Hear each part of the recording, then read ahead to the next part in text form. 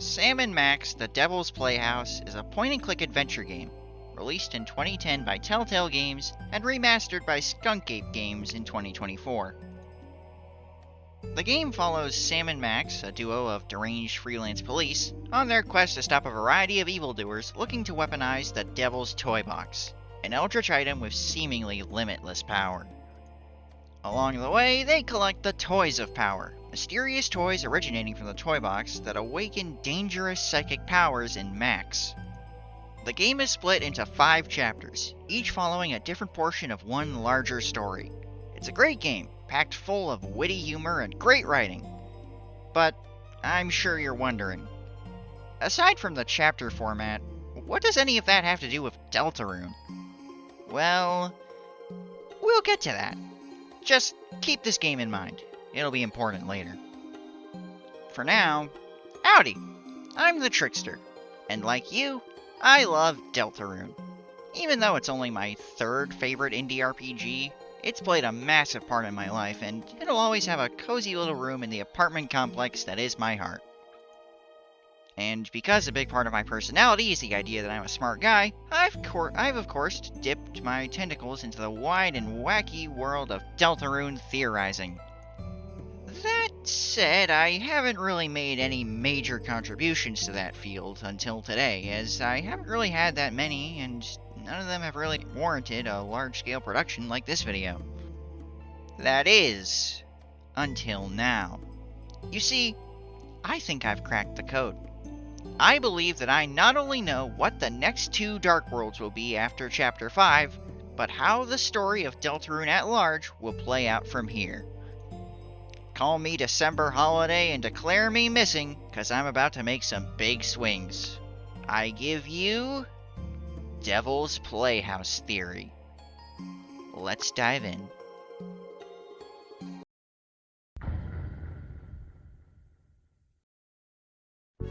So initially, this first part of the video was going to be me saying that Chapter 5 would be the Flower Shop Dark World. There was too much evidence for that not to be the case.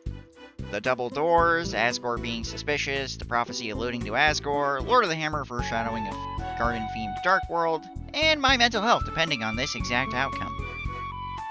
I had this whole mini essay planned out, but then I got lazy, procrastinated on this video, and then the trailer for Chapter 5 dropped. So, yeah, Chapter 5 is the Flower Shop Dark World, and everything is going to be okay. But, as confident as I was that this is where things would go, there was a contender. The Roots theory by YouTuber GoldPro posited that Chapter 5 would instead feature a festival Dark World. In that theory, the Flower Shop is only part of the Dark World, not the main thing. It's a very solid theory. Such a solid theory that I started second-guessing if Flower Shop would be the Chapter 5 Dark World. But even then, there was one issue I had with it. Isn't Chapter 5 too soon for a festival Dark World? The festival has been built up since Chapter 2, and it sounds like a major event. At the end of the chapter, Susie describes it as that thing where the town becomes a carnival. This description implies to me that it'll span the entirety of Hometown, making it by far the biggest event we see in the game, at least in the Light World. Considering the massive build-up it's received, I doubt it'll just be another Light World segment like with Noelle's house. If they've been setting this up since Chapter 2 and then continued setting it up in Chapter 3 and especially 4, it has to be a Dark World, right? But there's 2 issues with that. For one, Flower King is now confirmed to be the Chapter 5 Dark World. But isn't the festival starting on Chapter 5? That leads me to the other issue. Even if Flower Shop weren't confirmed, it's too early for a festival Dark World, isn't it? Every Dark World we see has been exclusively set inside, and it seems like they can't go too far if Queen's plan to extend Cyberworld in Chapter 2 and the Mini Fountain in Chapter 4 are anything to go by. The only way for a festival Dark World to take place is for all of Hometown to be subsumed by darkness. And if the prophecy is anything to go by, the only way to do that is to end the world. The roaring feels inevitable. It's been built up too heavily not to happen. Remember, we fought a Titan in Chapter 4. If the stakes are going to get any higher, we need to see the roaring. And what better time to bring it than during the festival, when everyone in Hometown, everyone we care about, is most vulnerable. If we're going to get the festival Dark World, and I believe that we are, it needs to be brought on by the roaring. It can't be in Chapter 5, and the festival will likely be over by Chapter 7. So the festival and the roaring have to be in Chapter 6. But there's another issue there. If Chapter 6 is the roaring, then where does that leave Chapter 7? Unless the roaring spawns 2 chapters, and I doubt that it will given the 1 Dark World per chapter format we've had so far, plus Chapter 4 having a long Light World segment and 3 Dark Worlds in 1, Chapter 7 needs to have something unique to it. How could that possibly top the literal Dark Apocalypse? How can the roaring take place in Chapter 6, yet not be the climax? I don't think it can. And I think that's the point.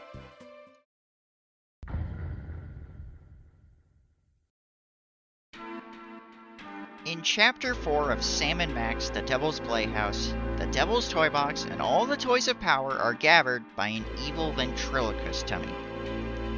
Charlie Hotep, a sentient doll desperate to be played with by his previous owner, conducts a ritual to merge the world of the living with the dark dimension.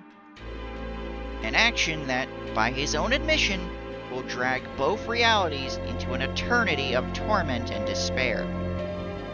Chapter 4 is the penultimate chapter, the second to last segment of the story, yet this is where the climax takes place. Chapter 4, Beyond the Alley of the Dolls, is where all the story's big questions get answered, and where the stakes are at their absolute highest. Chapter 5, comparatively, is more of an epilogue than a conclusion. And this works, because by ending the story of the Devil's Toy Box the chapter before, Chapter 5 is able to focus solely on the relationship between Sam and Max themselves. The Devil's Playhouse, at its core, is a deconstruction of the relationship between Sam and Max, and this approach to the story allows the final chapter to deliver a more focused and emotionally charged ending to the story. And I believe that this is what Deltarune is trying to do. Here's my big swing. I believe that Deltarune, as we know it, will end with Chapter 6. Chapter 6 will bring the roaring. Chapter 6 will be the final battle between the Fun Gang and the Roaring Knight. Chapter 6 will see the prophecy come to a bitter end, and maybe, just maybe, Chapter 6 will be the place where we say goodbye to Hometown and everyone in it. Chapter 7, then, will focus entirely on the meta-narrative of Deltarune, taking advantage of the main story ending a chapter early to put a clear and concise focus on the deeper elements running through the story's veins, and allowing our questions to be answered without having to be tangled up with the main story. In essence, Chapter 6 will be the end of the game's story, and Chapter 7 will be the end of the game's meta-narrative. What's my evidence? Well, in addition to the evidence I provided on why the roaring has to be in Chapter 6, there's one piece of solid evidence that Deltarune will end in Chapter 6. Remember Lord of the Hammer? I mentioned there that it parallels Deltarune extremely well. Or I would have if I had kept that whole bit in the script, but Lord of the Hammer's chapters parallel Deltarune's very well, but there is one discrepancy. Deltarune has 7 chapters, but Lord of the Hammer only has 6. After describing Chapter 5, Gerson says that, after that, it all stopped. No sequel was ever written. Chapter 6 was the last one. The prophecy ends with Chapter 6. Deltarune ends with Chapter 6. Now, the rest of this part of the video will be less of me theorizing and more so my guess as to what Chapter 6 looks like in accordance with the theory. There will be some light theorizing and predicting though, so whether or not you want to skip ahead is up to you. Alright? Alright. Here's my pitch. Chapter 5 begins in the morning as the festival is just being set up. Chris and Susie sneak over to Noelle's house to sneak her out. The gang has fun at the festival. Ideally, we get confirmation on whether or not Curly is real. And then, Rudy shows up. If you visit him in the hospital during Chapter 4, he says he plans on going there to have fun with Noelle. So, after Chris and Susie bring Noelle to the festival, she gets excited to see Rudy, and they go off on their own. Perhaps inspired by this, Chris and or Susie decide to go check in on Asgore, where they find his store has become host to another Dark World. Quick aside, I actually have a completed take on a Flower Shop Dark World myself. Here's a poster I made for it, I'm very proud of it. If you fine folks want to know more, and if this video does well, I'd be down to do a full video going into detail on how my fan in Chapter 5 would have gone. But that's not relevant to the theory, so let's just keep going. Chris and Susie go through the Flower Kingdom, seal the fountain, talk some sense to Asgore, and go meet back up with Noelle. All seems well until Carol storms in, furious that Noelle not only went to the festival without telling her, but went with the hellion who dared steal December's guitar. Noelle, egged on by Susie, stands up to Carol, and an argument ensues. Rudy desperately tries to defuse the situation as the mother-daughter argument heats up until he freezes. The air goes silent as Rudy falls to the ground, barely breathing, before turning to dust in the middle of the festival. Carol is shell-shocked. Everyone is stunned. As panic begins to stir and tears well up, Noelle snaps. Unwilling to let her father go, she takes her pin and stabs it into the earth. Darkness fills the sky as the roaring begins. With no walls to contain it, darkness flows out into the air, spreading rapidly and unstoppably. Hometown is consumed by darkness. The apocalypse has begun. As for what the Festival Dark World / Roaring looks like, I do have a few ideas for who and what you'll be fighting. I figure the main enemies you'll be going up against will be various forms of Titan spawn, like we see just before the Titan fight. The spawn had such unique mechanics tied to them, and given that the game keeps track of whether you're sparing or killing them, I get the feeling we'll be seeing plenty more when the Roaring comes. As for boss fights, I absolutely expect to see Caddy and Jockington as mini-bosses here. Them having face sprites despite their minor roles strongly implies they'll show up in a Dark World at some point. And if this theory is right, this chapter is the best fit for them. Caddy is clearly in love with Noelle, and I don't think Noelle is going to want this Dark World of hers to close. She's very tied to escapism, and if the Roaring really does resurrect Rudy, she will absolutely be trying to keep the fountain open. So we have Caddy in an environment of pure darkness, right up her alley, created and cherished by her crush, which Susie, someone Caddy hates and mistrusts, wants to close. There is absolutely going to be a fight here. As for Jockington, my guess is he'll still be mostly comedic and will probably help Caddy in her boss fight. I don't have any theory or explanation for whatever's going on with him, but if I had to guess, I'd say he'll shed his skin in Chapter 6 and just start talking normally. Or maybe he'll do what Joe did in Family Tale and turn into a giant chicken, and him and Chris will have a big fight throughout town. As for the mini-boss following Caddy and Jockington, assuming there is one, I think Carol is the likeliest candidate. I could see Carol not having a fight, perhaps operating solely as a tactical threat, but I also think a fight with Carol has great narrative potential.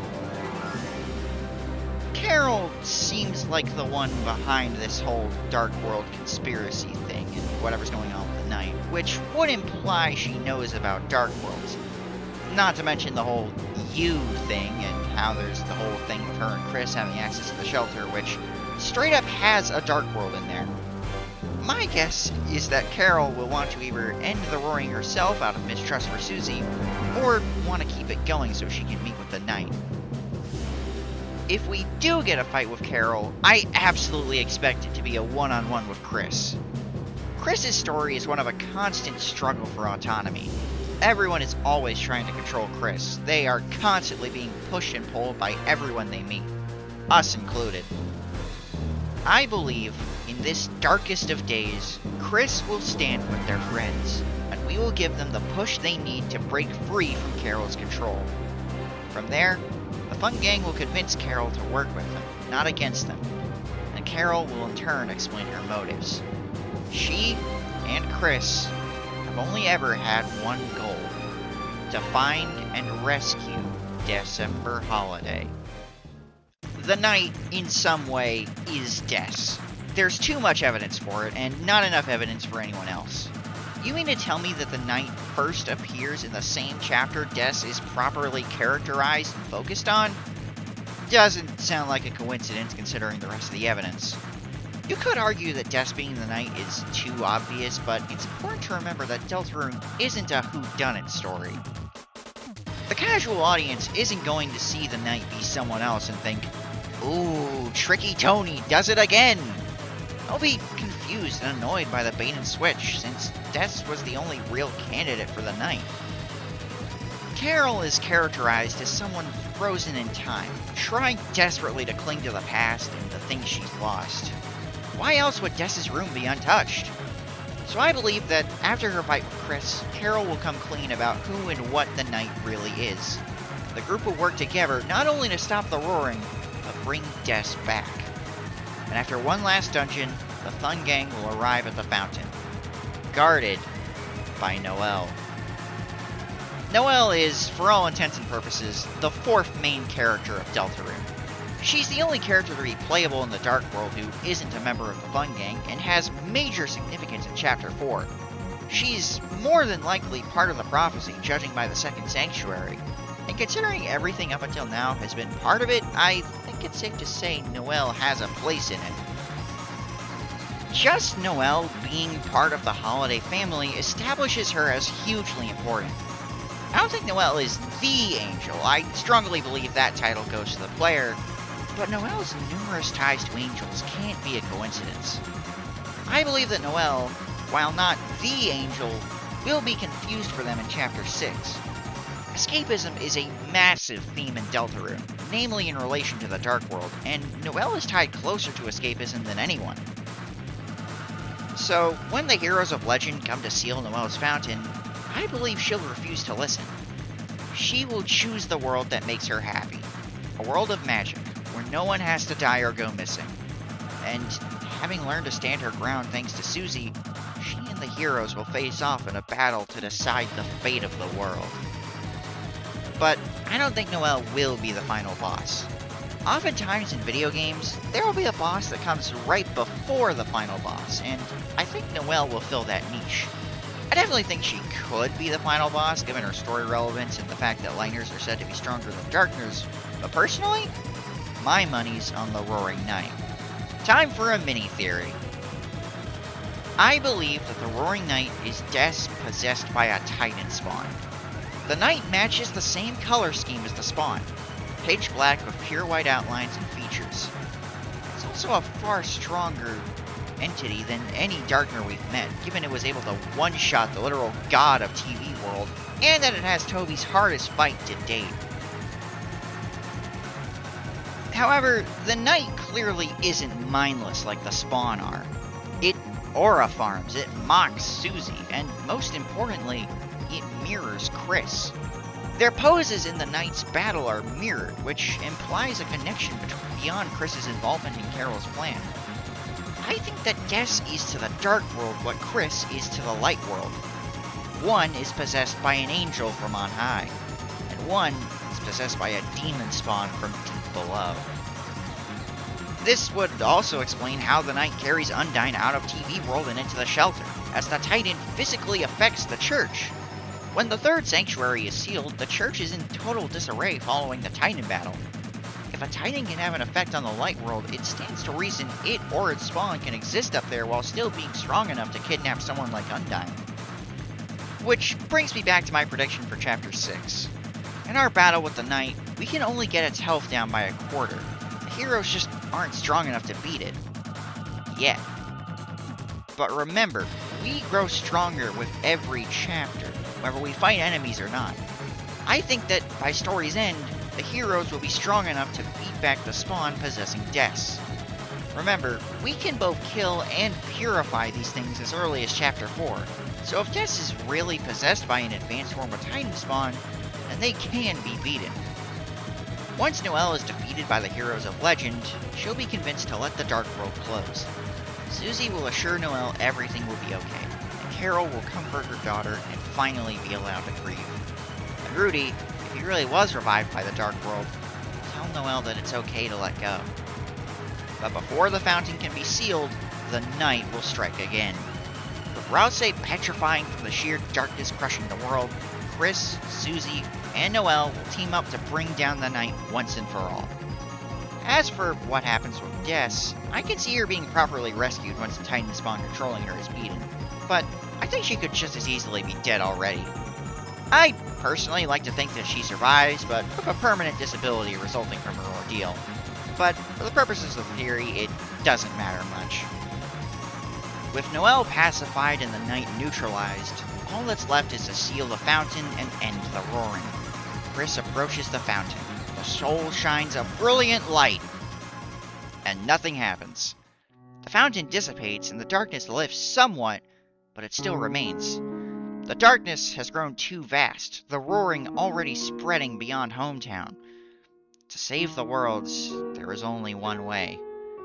The connection must be severed. The fountain of pure darkness flowing from within the supply closet must be sealed. What is the Angel's Heaven? Why, it's Deltarune. Deltarune, or more accurately the Dark World, is the Angel's Heaven. Our heaven. If we've gotten all the way to Chapter 6, we must love this game. We love the characters, we love the Dark Worlds, we love the gameplay. Deltarune itself is the Angel's Heaven. Our escape. And according to the prophecy, only when it is banished will the world be saved. The prophecy isn't unbeatable because it's the script to a story. It's unbeatable because it's based on how games like Deltarune work. How stories work. Toby and Temmie can't keep making Deltarune forever.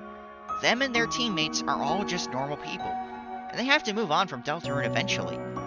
The only reason Deltarune exists is because Toby imagined the ending to a story and needed to bring it to life. Deltarune has to end eventually, and that's what makes the prophecy undeniably true. Why does it make Susie so upset? Because she doesn't want it to end. She says as much in her battle with Gerson, that she doesn't want an ending, that she just wants every day to be a fun Dark World adventure with Chris and Ralsei. What does she mean by we wouldn't let it happen? She means she wouldn't let the fun end. But it has to. With the world ending and time running out, Susie will be forced to let go.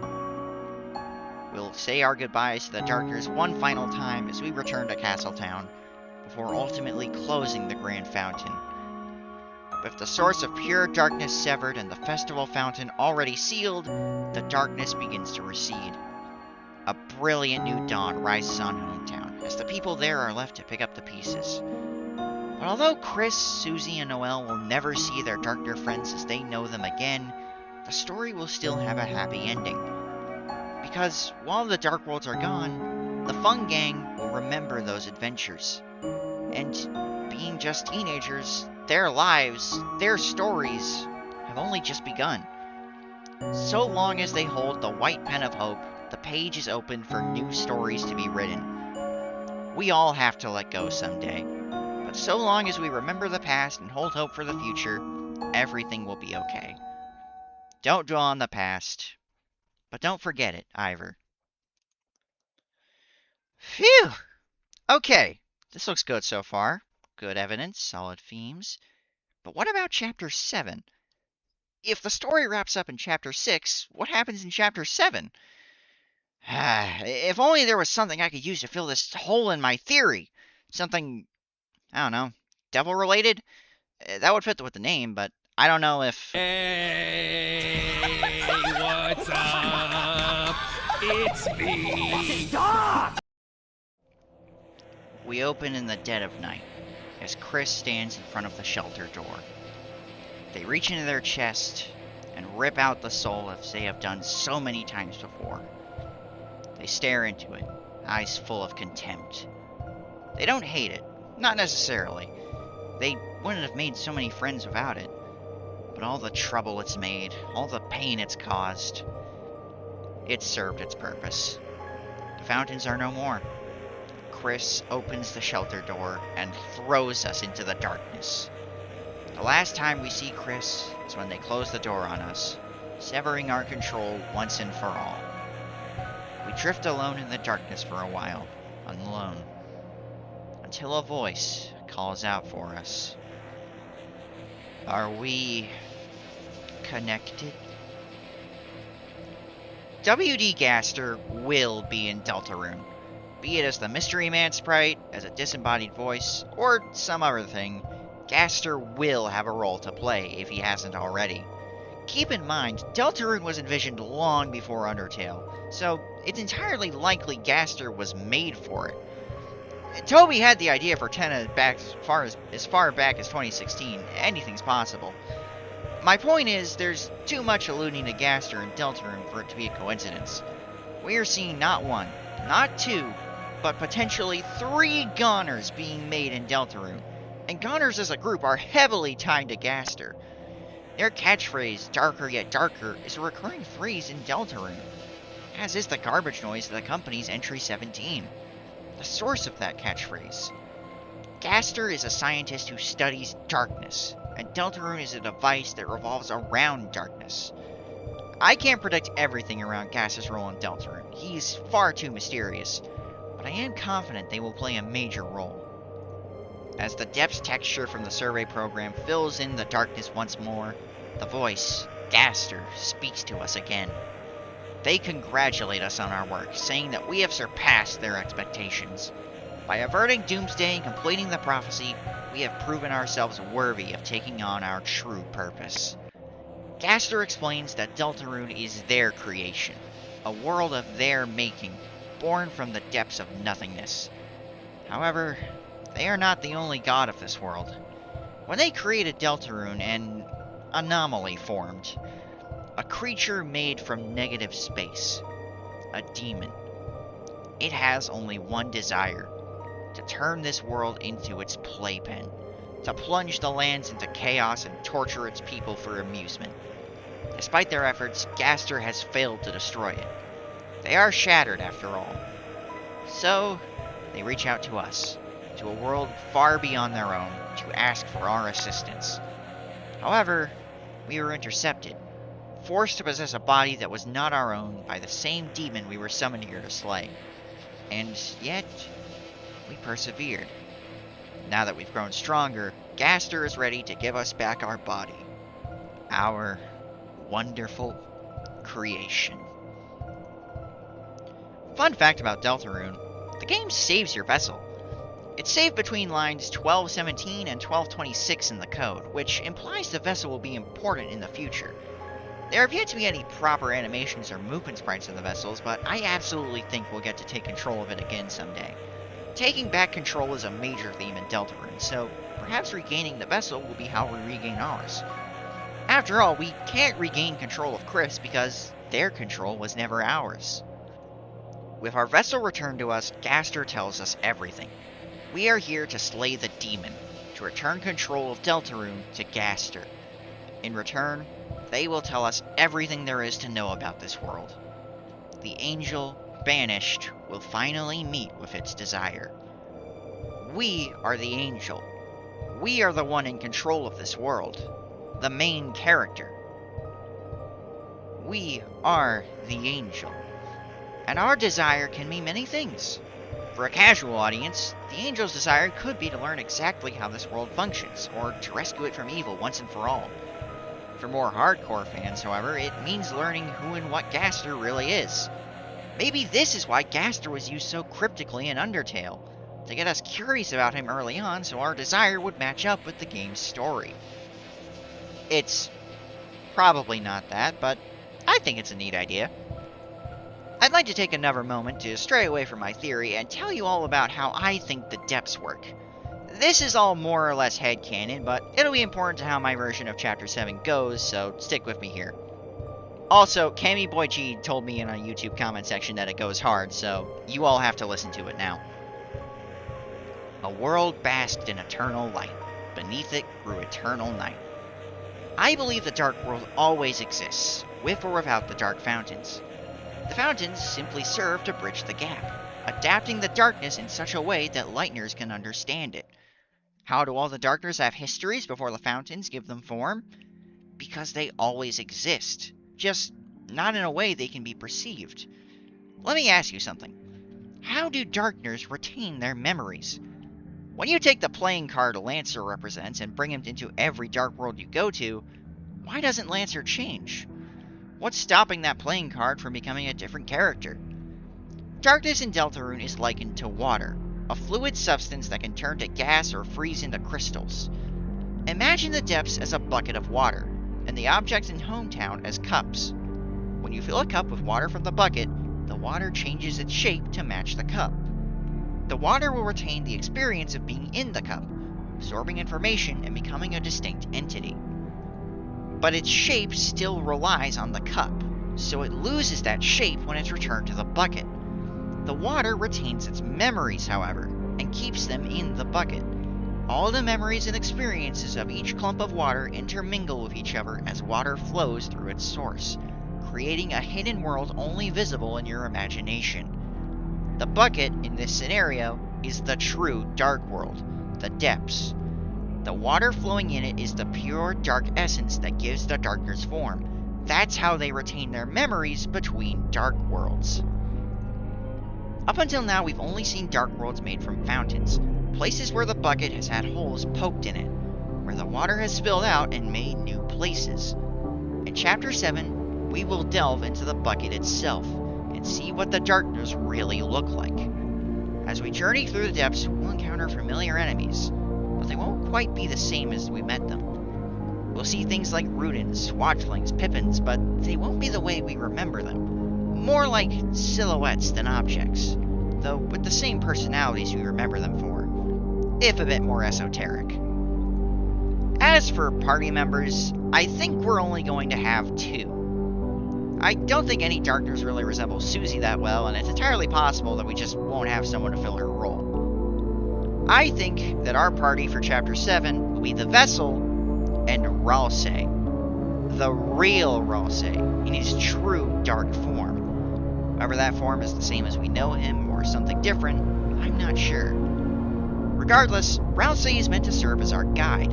He knows how the prophecy unfolds, and he's certainly aware of us if Chapter 3 is anything to go by. And a few other points in the game, but I'm lazy.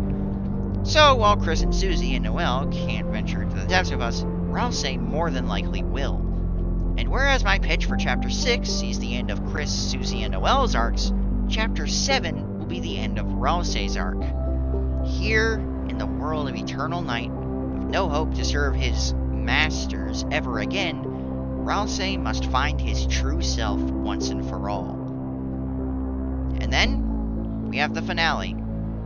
After journeying through the depths, seeing the Dark World for what it truly is, we will arrive at its very deepest depths. And staring back at us from the darkness is the tail of hell, the demon of this world, Eiram.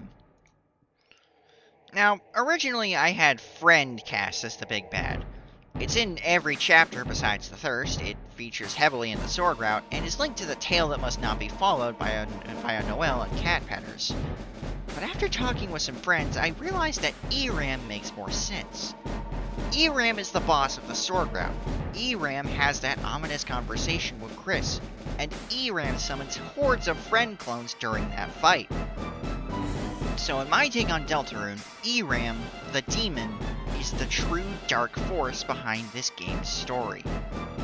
When Deltarune was formed, it was the most powerful creature to be found. So powerful for one reason or another that it could directly affect the world's creator, something no other creature in its world could do. Because of this, Eiram believes it is the true god of this world, its rightful ruler.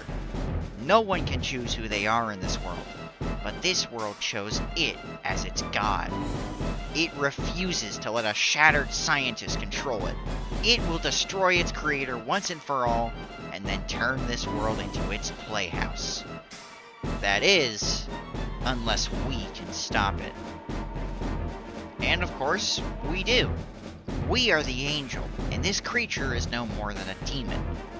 Through mercy or violence, we have grown stronger than the fiery beast below.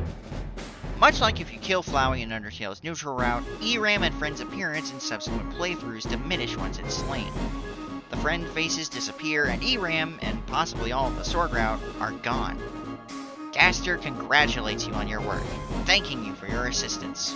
With their control now uncontested, Gaster may do with this world what he pleases.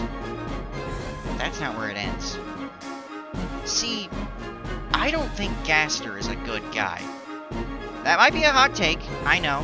Core Strings fans, I sincerely apologize, but let me cook here. If Gaster were someone to be trusted, why would they have such a strong association with devils? Why would they be so strongly associated with 666, the devil's number? Why would they focus their experiments on darkness, something so commonly associated with evil? Gaster is interested in breaking fate, judging by them helping us in the night fight, yes, but would breaking fate not just lead to a worse outcome? Look at Library Bird. The man who is supposedly becoming a goner is losing his mind. Look at Goner Kid, a child ripped from existence and forced to live his worst nightmare.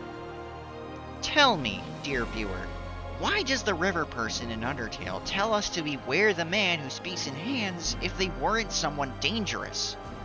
I think that when Gaster is revealed in Chapter 7, we'll learn exactly who they are. A devil. I believe Deltarune, at its core, is a demonic power struggle. A tug of war between two demons fighting for control of a world born from darkness. Between Gaster, a ruthless scientist with no care for ethics or the people they hurt, and Eram, a demon who delights in torturing the innocent. And as Gaster ascends to godhood, ready to turn the innocents of their world into unwilling test subjects, Ralsei will deny his purpose of servitude and urge us to fight back.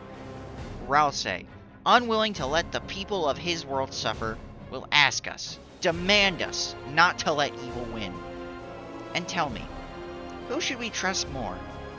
A kind, gentle friend who has been nothing but helpful to us? Or a man tied to the devil who we don't even know? And it's here that we are presented with a choice. Do we let Gaster win? Let him torture the people we've all come to love? Just to get some worthless lore questions answered? Or will we stand with the people of Deltarune and be the guardian angel we were always meant to be?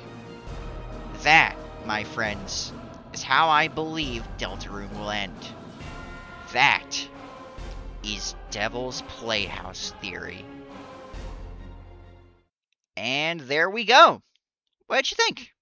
This theory certainly isn't perfect. Much of it is kind of fanficky, but I really think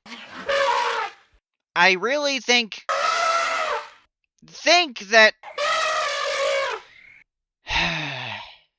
Alright, fine. I was hoping it'd go away if I ignored it long enough, but I guess we're not done here. Let's address the no elephant in the room. Elephant green screen effect. The Weird Route. An alternate path in Deltarune where the player forces Chris and Noelle down a path of psychological torment and toxic hetero allegories, generally making the world a worse place to be in. Now, I don't like the idea of torturing the denizens of Deltarune, so I refuse to play this route for myself. But, as one of the many big-headed theorists claiming to have solved Deltarune, it is my solemn duty to talk about how I think my theory affects this route.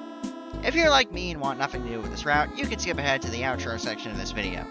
But we won't be getting into the more disturbing aspects of this route in this video, and I think I've cooked up something neat here.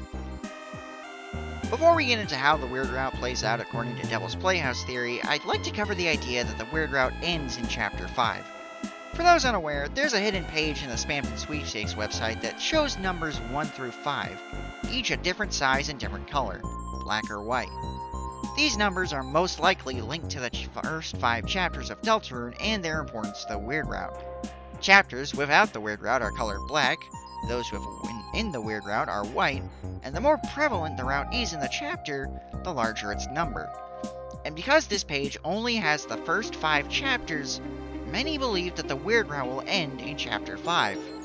But I don't believe this. If the Weird Route is supposed to end with Chapter 5, why does the page feature Chapter 1? The Weird Route is completely absent from the first chapter, as it doesn't begin until Chapter 2.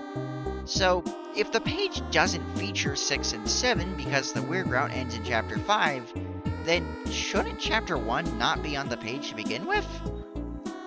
Yes, 1 is the least relevant number on the page, but it's still there. So, why don't 6 and 7 get the same treatment? I think it's more likely that they're omitted because A, Toby and Temmie don't want to put all their cards on the table, and B, because Chapters 3, 4, and 5 were initially a package. Chapter 5 was supposed to come out alongside 3 and 4, but was delayed so we wouldn't have to wait even longer for new content to drop. I think 6 and 7 are omitted, not because the Weird Route isn't present, but because they weren't part of the same package as 3, 4, and 5. Then, when 5 was delayed, it was kept on the page as a teaser for what's to come. Speaking of, how does Chapter 5 actually play out? Well, we know Chapter 5 is more impactful than 4, but less than 2 in terms of the Weird Route, so that gives us a good estimate. And I think we already know how the difference will manifest. With the festival. In the Weird Route, Chapter 4 ends with Carol calling Chris, where she says that Noelle is excited to go to the festival with them. Given the romantic implications the festival has had up until now, and that the Weird Route seems to be forcing Chris and Noelle into a romantic relationship of sorts, I think it's safe to say that the Weird Route will see Chris take Noelle to the festival instead of Susie, with our favorite purple dinosaur being third wheeled or outright left behind.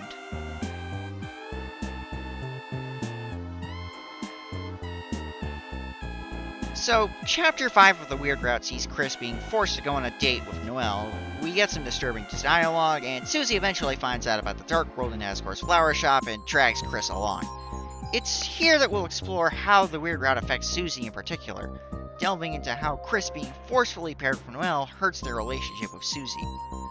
In Chapter 4, just before the Church Dark World, Susie tries to ask Chris what went down between them and Noelle, but ultimately backpedals after this happens. Throughout Chapter 5, Susie will be desperately trying to get things back to how they were beforehand, ultimately failing thanks to the damage we've done to Chris. Which brings us to the end of the chapter. By now, the soul seed we've planted in Noelle will have grown enough to the point where, while we can't control her, it will have had a clear effect. She'll either be totally emotionless or dead set on going along with the roadmap the Weird Route has laid out for her. So, when Rudy has his big moment, Noelle is unresponsive. She's upset, obviously, but she's so damaged at this point that she can't even muster the will to bring the roaring. If you still believe that the Weird Route ends early here, then maybe she still makes the fountain for some reason, or maybe no one makes a dark fountain and the game ends early. But that's not how I think it will end. Susie, seeing Noelle unresponsive to her father's death, will realize just how wrong things really are. Desperate to help Noelle, to get Chris back, and to defy fate, Susie will be the one to bring the roaring. Gerson said it himself, she holds the pen, and it's here that she will use it to scribble all over the prophecy. Chapter 6's Dark World will then be completely altered, Second Sanctuary style. This alternate version of the Roaring, changed by the will of its summoner, will have stronger enemies, tougher, deadlier, and overworld hazards will be far more common. It's here that all the EXP you grinded for in Chapter 2 will come into play, as you'll need it to survive this deadlier Dark World. Susie and Ralsei will be absent, as Chris and Noelle struggle under your control as they fight for their lives in this pitch-black apocalypse. Basically, normal Chapter 6 will be like Horror Vale, while Weird Route Chapter 6 will be more like Fear and Hunger. As for the bosses, the first two I pitched will be the same. Caddy will recognize that Noelle has been corrupted, and she and Jockington will fight to bring her back to the light. Carol, having seen Noelle be so unfazed by her father's demise, will realize just how badly her daughter is hurting. Blaming Chris, she will fight to rescue her. But then we get to the penultimate battle, which, in my version of events, would usually be against Noelle. Instead, we face off against Susie and Ralsei. In Chapter 3, when Ralsei asks who Chris is taking to the festival, he says it might not be a good idea to bring Noelle. In Chapter 4, during a Weird Route playthrough, Ralsei will wonder at the end of the Dark World if bringing the prophecy would only lead to a worse outcome. Considering just how much knowledge Ralsei holds, I think he knows that something like the Weird Route is possible. And in a timeline where it takes full effect, Ralsei will tell Susie everything about what's really happening. Susie and Ralsei, unwilling to let it go any further, will fight us to free their friends. But despite their strength, it won't be enough. Chris and Noelle will grow stronger by following them in combat, just like in the Sword Route. So much so that the night becomes child's play. We will seal the Grand Fountain, Susie will be either dead or arrested for bringing the apocalypse, the darkness will be no more, and Chris and Noelle will have broken, traumatized husks of their former selves. You did it. You changed fate. But the world is a worse place for it. Which leads me to Chapter 7. Instead of Chris casting you in the shelter, you will deliberately guide them and Noelle to the shelter, entering the depths by your own volition. Having followed the instructions the Sword Route gave you, you will meet not with Gaster, but with Eram. It congratulates you on a job well done. We did better in Chris's body than it could ever have hoped. And now that our vessels have grown stronger, it's time to finally destroy that scientist and claim this world for ourselves. I mentioned earlier that I believe Deltarune is a battle between two demons, between Gaster and Eram. But I never explained why I think that. Well, here's my explanation. In the very opening of the game, we are taken out of the gunner making sequence by some unknown voice, one who talks very differently to the voice who thought so highly of us. I think that this scene, this one incident that changes the course of Deltarune, is evidence of a conflict of interests between one demon who is interested in changing fate and one that believes no one can choose who they are in this world. This is what the Weird Route has been leading up to. At the beginning of the game, Eram sabotages Gaster's plan to summon an ally, then lays out a roadmap for that ally to turn against the one who summoned them here. As soon as Noelle becomes involved in the Dark World, Eram sends his minions, the Friends, to keep an eye on her and on us. Why Noelle? Because Noelle, like us, is an angel. Not the same kind of angel, but a being both powerful and malleable enough to turn into an unstoppable killing machine. Why else would Noelle have such strong angel imagery when we, the player, are just as likely to be the angel? Let me answer that question with another question. Who said there could only be one? I think this is why Eram chose Chris to be the vessel, too. And this is a part of the theory I'm especially confident in. Chris is someone entrenched in darkness, with a possibly violent past and with a special bond with Noelle. Chris is someone who scares Noelle, who continually terrified them in their youth, yet held an incredibly strong friendship with them as well, allowing Noelle to trust them despite how often they terrify her. They're familiar with the Dark World, so they can effectively guide Noelle through them, and they have a violent past if Chapter 4's egg room is anything to go by. Eram even says in the Weird Route that some part of Chris enjoyed doing the route. Obviously, Chris did not want to do any of that, but some part of them was happy to go through with it. Or at least, was happy they could claim they weren't fully responsible. If Eram wants a pre-existing Lightner to corrupt Noelle for its own purposes, Chris is the perfect pawn. In the Weird Route, we follow those instructions. We use the vessel Eram hijacked for us to turn Noelle into a weapon. We go through the depths, killing every shade that comes our way. Gaster sends their followers to try to stop us, but they're far too weak to do anything. Soon enough, we come face to face with the man himself. Here, the battle with Gaster from the main route plays out early, with no statistical changes between them.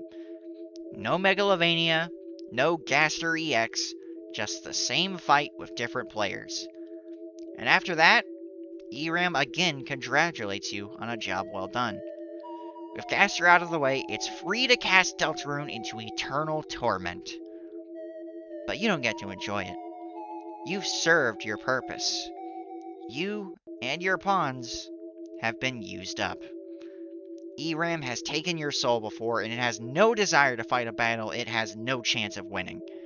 So whereas in the main route ERAM gave you a fair fight, in this version of events, it simply takes it from you. ERAM force closes your game, and the save file you used to carry out the weird route is permanently deleted. Some version of Deltarune will exist in perpetual torment because of you, and there is nothing you can do to fix it. So tell me, was it all worth it? Was any of it fun?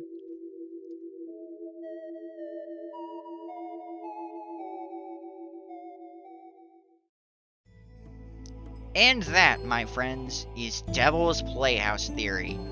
To recap, Chapter 5 will see the festival, a dark world in Asgore's flower shop, the end of Rudy Holiday, and the beginning of the Roaring. Chapter 6 will see you journey through a version of Hometown engulfed in darkness, with the story of Chris, Susie, Noelle, and their friends coming to a premature end as the Grand Fountain is sealed forever.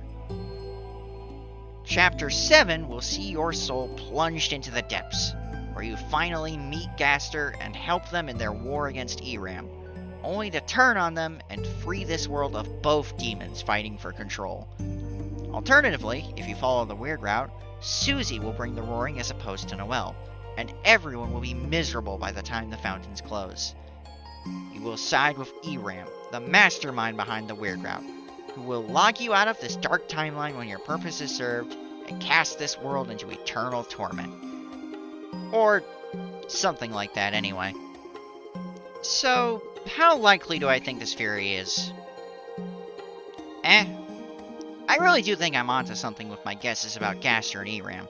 I'm especially confident in the point about Chris being ERAM's perfect pawn. I'm also somewhat confident about my Dark World picks, but with how swiftly Chapter 6's development is going, it could easily be way smaller than I think. And if that's the case, this theory is pretty much dead in the water. I made a lot of big swings, and I'm bound to be wrong about the finer details. It's just as likely we hit Caddy and Jockington in Chapter 5 as opposed to 6, that we don't fight Carol at any point, that the Fun Gang does see their story end in Chapter 7.